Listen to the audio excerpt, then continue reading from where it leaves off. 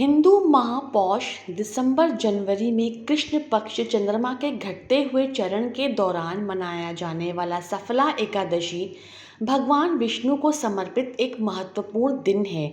सफला शब्द का अनुवाद सफलता है और ऐसा माना जाता है कि इस एकादशी का पालन करने से समृद्धि और आध्यात्मिक उत्थान होता है। सफला एकादशी की व्रत कथा इस प्रकार है। प्राचीन काल में चंपावती नगरी में महिष्मान नामक राजा राज्य किया करता था। भगवान श्री हरि की कृपा से उसे 4 पुत्र थे, किंतु उन सभी पुत्रों में लुम्पक नाम का सबसे ज्येष्ठ पुत्र महापापी और दुराचारी था। वह अधर्म के मार्ग पर चलता हुआ पर स्त्री गमन, जुआ, मदिरापान, वैश्यागमन जैसे कुकर्मों में अपने पिता का पुण्य से अर्जित किया हुआ धन नष्ट कर रहा था। वह सदैव ब्राह्मण, देवता, वैष्णव, ऋषि, संतों की निंदा करता रहता था।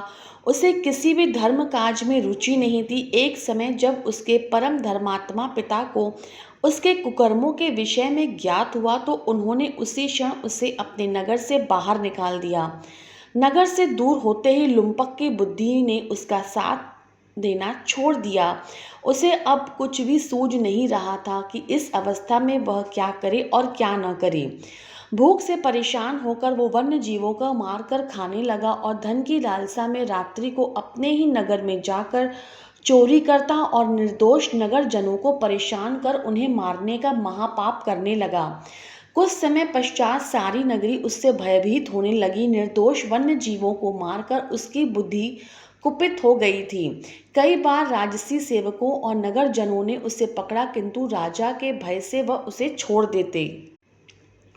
वन के मध्य में एक अति प्राचीन और विशाल पीपल का वृक्ष था। वह इतना प्राचीन था कि कई नगरजन उसे भगवान की तरह पूजा करते थे। वही लुम्पक को इस विशाल वृक्ष की छाया अति आनंद प्रदान करती थी।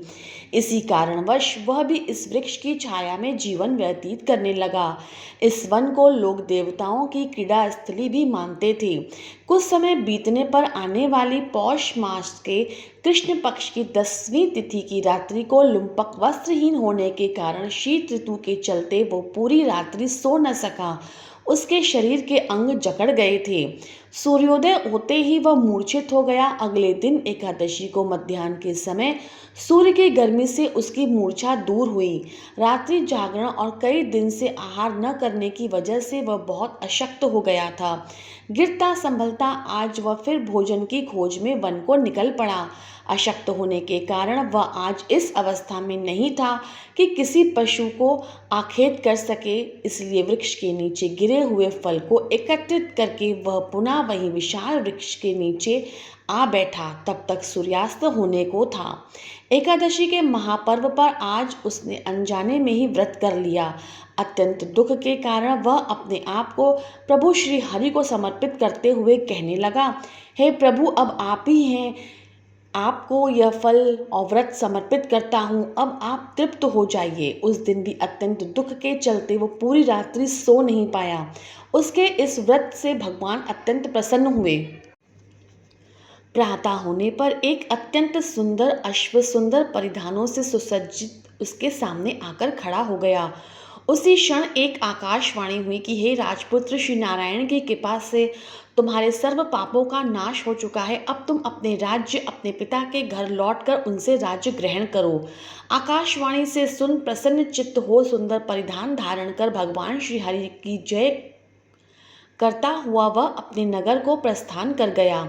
वहां राज्य में राजा को भी इस बात की पुष्टि हो गई थी। अपने पापी पुत्र के पाप नष्ट होने पर भी राजा ने उसे सहर्ष स्वीकारते हुए अपना राजपाट उसे सौंप दिया और खुद वन की ओर चला गया।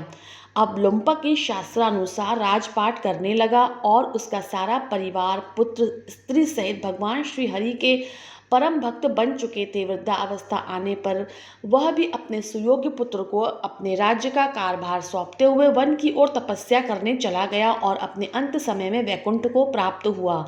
अतः हे धर्मराज, जो भी मनुष्य अपने जीवन काल में इस एकादशी का व्रत करता है उसे अपने अंत समय में निसंदेह मुक्ति की प्राप्ति होती है। जो मनुष्य इस पतित पावन एकादशी का व्रत नहीं करता वो सींग और पूंछ रहित पशु के समान है।